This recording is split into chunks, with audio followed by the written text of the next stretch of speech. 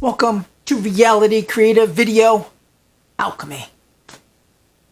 Today, I want to talk about vanadium.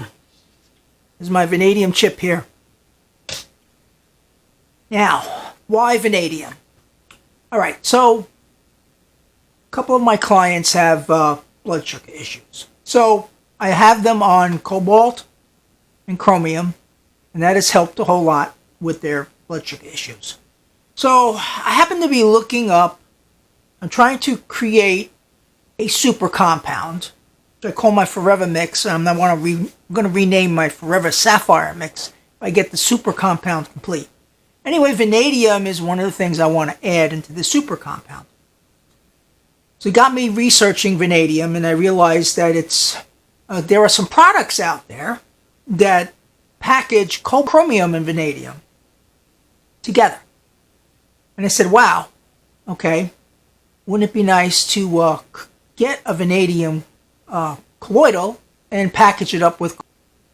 So I got the vanadium and I started doing the work to create the colloidals, and the results were really unexpected and had me running back and forth to my chemist. And wow, the things we discovered about vanadium just it's not as simple like silver, cook your silver and you're done. Vanadium has 7 or 8 different oxidation states. I've been successful in cooking 4 of them, and I'll show you a picture of the 4 states that I've been successful in cooking. And the thing is, not much is known about these states. As you can see here, I have a bluish and a green, yellowish color. I've had the other colors too, but their transitory states were very fast, and I did not snap pictures of them, but you can see from the picture that I have here what those colors were. They were pretty much identical. So that brings up, what vanadium state do we need to create for a colloidal? Which then brings up some sort of issues here. And that has to do with colloidals in general, which I haven't talked too much about ionic content of colloidals, but in order to understand the vanadium dilemma here, we have a couple things. One is, let's just talk about, these are the 2 that I can reliably create in the lab here. This light blue one is the one they use when they want to control blood sugar in pills. They'll chromium together too, or vanadium separately. But anyway, from my research that I can find, that's the light blue version of vanadium, which is right here. Now the problem with this vanadium here is it's mostly an ionic substance. I cooked this up, and in 500 milliliters, both of these are 500 milliliter things. And both of these used about 55 milligrams of vanadium material off of my chip. But the blue version has like 3 to maybe 5 parts per million colloidal in it. And the rest is an ionic. So roughly you got 50 milligrams of ionic content in the blue stuff. And, 50 milligrams of material that has not become a colloidal, that has turned into an ionic in here. And we come to this green stuff. Now this green stuff, which we yet do not know about the toxicity of the green stuff, where me and my chemist are still busy doing research on that, on whether this green stuff is toxic or not, and if it would be as effective.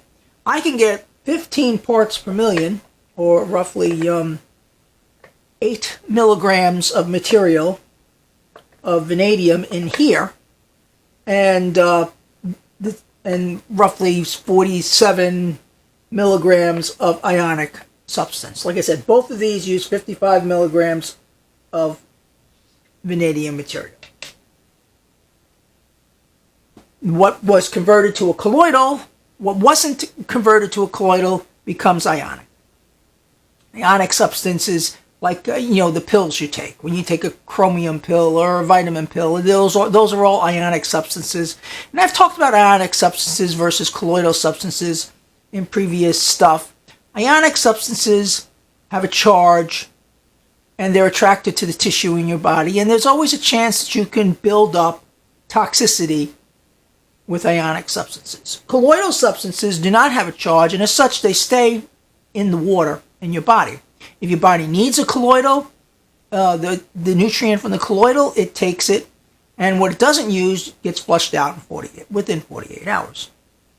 Now, because of, their vanadium in high concentrations can be toxic to the body, we have to be careful.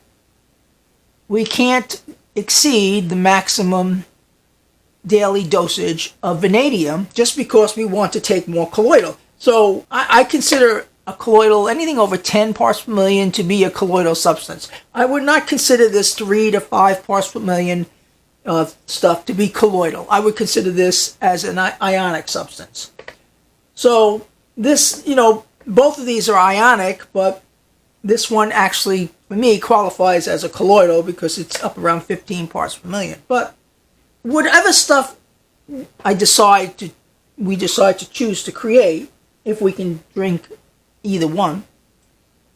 So that means, ideally, it would be nice to consume the 15 parts per million stuff, because at least we're going to be getting 15 parts per million colloidal in here, as opposed to the blue stuff, where we're only getting 3, if we're lucky, 3 to 5 parts per million of colloidal in here.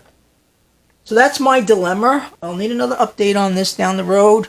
I don't know when, when I find out more information about which one we can use, and I'll show you how to make it, colloidal vanadium, when everything's all clear, more clear on the various aspects of it, what's going to work and what's not going to work. I'm Hermes. This is Reality Creative Video Alchemy, and I will talk to all of you again soon.